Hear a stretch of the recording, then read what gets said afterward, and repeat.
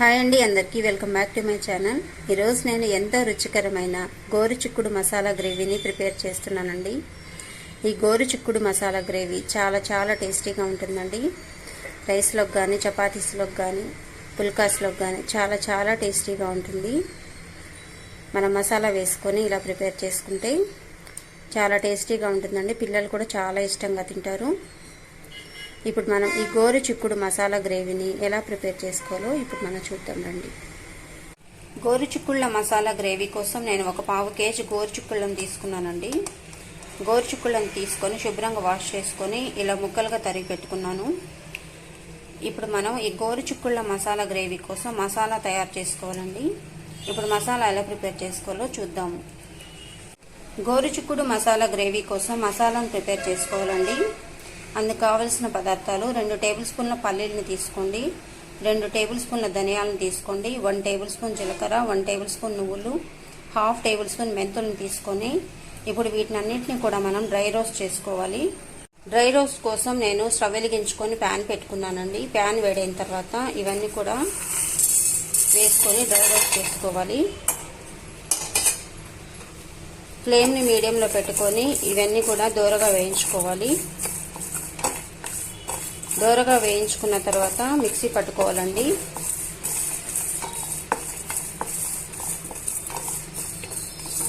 ఇప్పుడు ఇందులోనే ఒక 4 వెల్లుల్లిపాయ రెబ్బలు కూడా యాడ్ చేసుకొని వేయించుకోవాలి.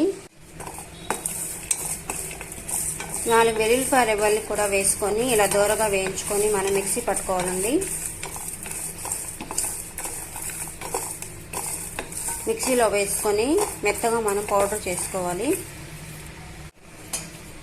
పల్లీలు, ధనియాలు, నువ్వులు, మెంతులు, జీలకర్ర, వెల్లుల్లిపాయ రెబ్బలు ఇవన్నీ కూడా దోరగా వేగిపోయాయండి. ఇప్పుడు మనం ఇవన్నీ చల్లారనివ్వాలి. చల్లారిన తర్వాత మిక్సీ పాత్రలో వేసుకొని మిక్సీ పట్టుకోవాలండి. చిక్కుడు మసాలా గ్రేవీని నేను ప్రెషర్ కుక్కర్లో ప్రిపేర్ చేస్తున్నానండి. మనం స్టవ్ వెలిగించుకొని కుక్కర్ పెట్టుకోవాలి. ఇప్పుడు ఇందులోనే కర్రీకి సరిపడా ఆయిల్ని వేసుకోవాలండి. ఒక 3-4 టేబుల్ స్పూన్ల ఆయిల్ని వేసుకోండి. ఆయిల్ వేడైన తర్వాత ఇందులోని పోపు దినుసులను వేసుకోవాలి. 1 టేబుల్ స్పూన్ ఆవాలు, 1 టేబుల్ స్పూన్ జీలకర్ర, 1 టేబుల్ స్పూన్ పచ్చిశనగపప్పు, 1 టేబుల్ స్పూన్ మినపప్పు వేసుకొని దోరగా వేయించేసుకోవాలి. ఇవన్నీ వేగిన తర్వాత ఇందులోనే కట్ చేసి పెట్టుకున్న ఉల్లిపాయ ముక్కల్ని, పచ్చిమిరపకాయ ముక్కల్ని వేసుకొని వేయించుకోవాలండి.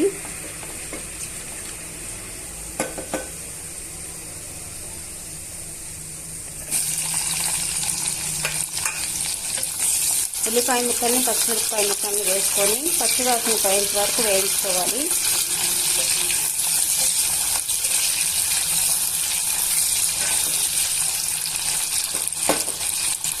వేయించి పెట్టుకున్న పల్లీలని, తర్వాత ధనియాలని, నువ్వుల్ని అన్నిటిని కూడా మనం ఒక మిక్సీ గిన్నెలోకి తీసుకోవాలండి.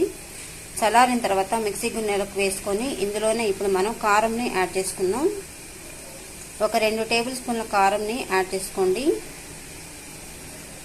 కారం కాకపోయినా మీరు ఎండుమిరపకాయలైనా యాడ్ చేసుకోవచ్చండి. ఇప్పుడు 1/2 టేబుల్ స్పూన్ పసుపుని యాడ్ చేసుకోండి. యాడ్ చేసుకున్న తర్వాత ఇప్పుడు మనం మూత పెట్టుకొని మెత్తగా గ్రైండ్ చేసుకోవాలి. మెత్తగా గ్రైండ్ చేసుకొని మిక్సీ పట్టుకొని మెత్తగా గ్రైండ్ చేసుకోవాలండి. ఇలా మిక్సీలో వేసుకొని పొడి చేసుకోవాలండి. పొడి చేసుకొని పక్కన పెట్టుకోవాలి. ఉల్లిపాయలు, పచ్చిమిరపకాయలు వేగిపోయాయి. ఇప్పుడు ఇందులోనే అల్లం వెల్లుల్లి పేస్ట్ని యాడ్ చేసుకోవాలి. ఒక 2 టేబుల్ స్పూన్ అల్లం వెల్లుల్లి పేస్ట్ని యాడ్ చేసుకోండి. యాడ్ చేసుకున్న తర్వాత ఇవన్నీ కూడా వేయించుకోవాలి. పచ్చివాసన పోయేంత వరకు వేయించుకోండి.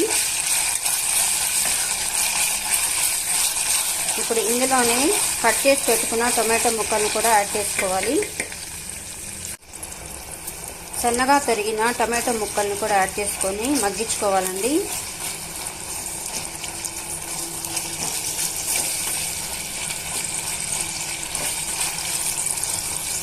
ఇలా మనం 2 నిమిషాలు వేయించుకొని టమాటో ముక్కలు మెత్తబడేదాకా మనం మగ్గించుకోవాలి. టొమాటో ముక్కలు బాగా మగ్గిపోయాయండి. ఇప్పుడు ఇందులోనే 1 టేబుల్ స్పూన్ ధనియాల పొడిని యాడ్ చేసుకోండి. ధనియాల పొడిని యాడ్ చేసుకున్న తర్వాత మనం ఇందాక గ్రైండ్ చేసి పెట్టుకున్న పల్లీల మిక్చర్ని కూడా యాడ్ చేసుకోవాలి.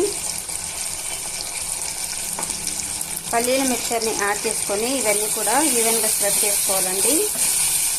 ఫ్లేమ్ని మీడియం టు లో అడ్జస్ట్ చేసుకుంటూ చేసుకోండి.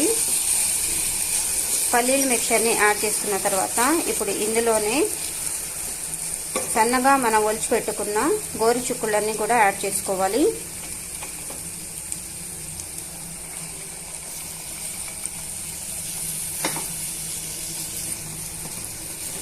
గోరుచిక్కుళ్ళని యాడ్ చేసుకున్న తర్వాత ఇందులోనే మనం తగినన్ని వాటర్ని కూడా యాడ్ చేసుకోవాలి. ఈవెన్గా మనం మిక్స్ చేసుకొని ఇప్పుడు వాటర్ని యాడ్ చేసుకోవాలండి.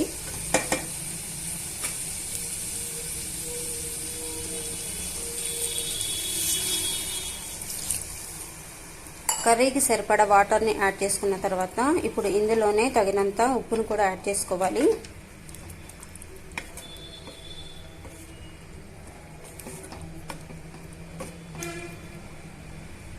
మీకు కారం సరిపోలేదు అంటే కారంని ఎక్కువైనా వేసుకోవచ్చు. మీరు ఎక్కువగా కారం తినేవారైతే కారంని ఎక్కువ వేసుకోండి. ఇప్పుడు మనం సాల్ట్ని యాడ్ చేసుకోవాలి.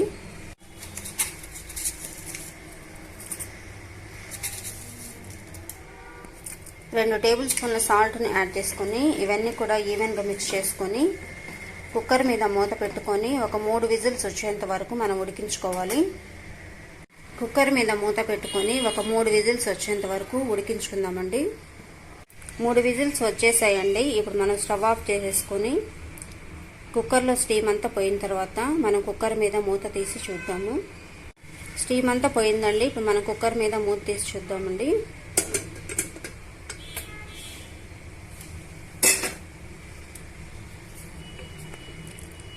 కర్రీ బాగా కుక్ అయిపోయిందండి.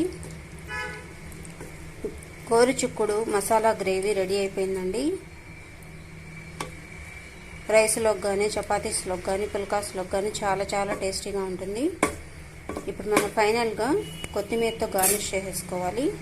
కొత్తిమీరతో గార్నిష్ చేసుకుంటే ఇప్పుడు ఎంతో రుచికరమైన గోరుచిక్కుడు మసాలా గ్రేవీ రెడీ అయిపోయినట్లేనండి. రైస్లోకి చాలా చాలా టేస్టీగా ఉంటుందండి. చపాతీస్లోకి కానీ పుల్కాస్లోకి కానీ చాలా చాలా టేస్టీగా ఉంటుంది. మీకు ఈ రెసిపీ నచ్చినట్లయితే ప్లీజ్ లైక్ చేయండి, షేర్ చేయండి అండ్ సబ్స్క్రైబ్ చేసుకోండి. Thank you.